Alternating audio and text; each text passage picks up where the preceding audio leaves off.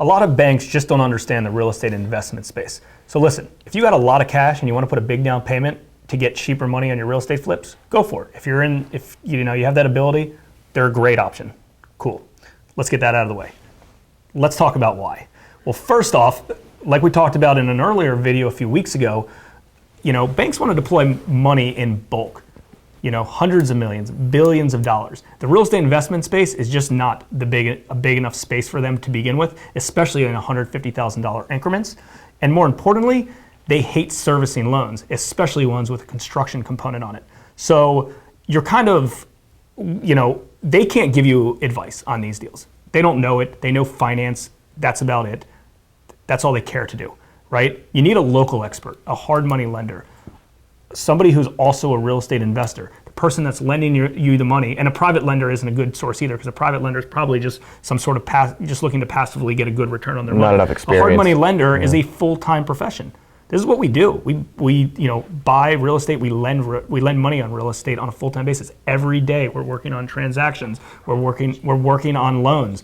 This is what we do, and that is why working with a hard money lender is pretty much the number one way to get financing for your deals.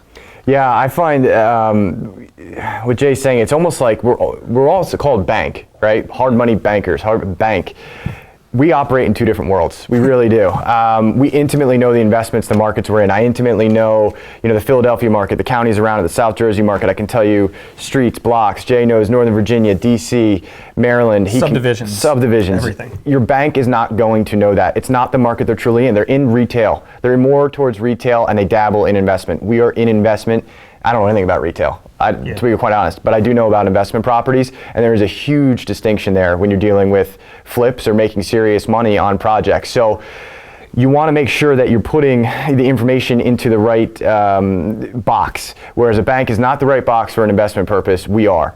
Let me interrupt with one really interesting thing to think about. Sure, yeah.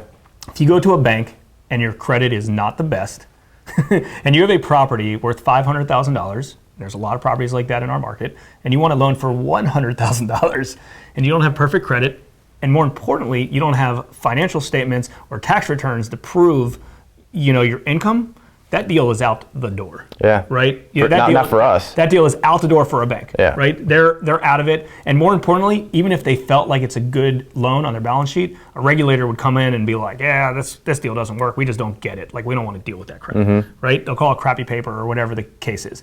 That deal's great as a real estate investor. That deal's great for a hard money lender. We look creatively.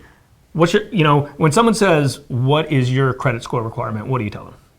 I tell them, what's the asset look like? I don't even address it. What's the asset look like? Nope, you have a 699, not a 700. Sorry, turned down. Yeah. That's just that. Yeah, the answer is this. Obviously, there is a formula related to credit, and from experience, we have noticed that borrowers with lower credit sometimes pay late, and sometimes they potentially be default a little bit worse. That being said, that doesn't mean we're not going to write a loan for them. Maybe they need an extra 5% into the deal instead of a borrower with better credit. But at the same time, the deal's masked, and we're going to talk about this in next week's video, but the deal's masked related to the four C's of underwriting, mm-hmm. which is collateral, character, capacity, and credit being number 4. So in our next video, we're going to talk about the 4 C's of underwriting so you truly understand it. Perfect.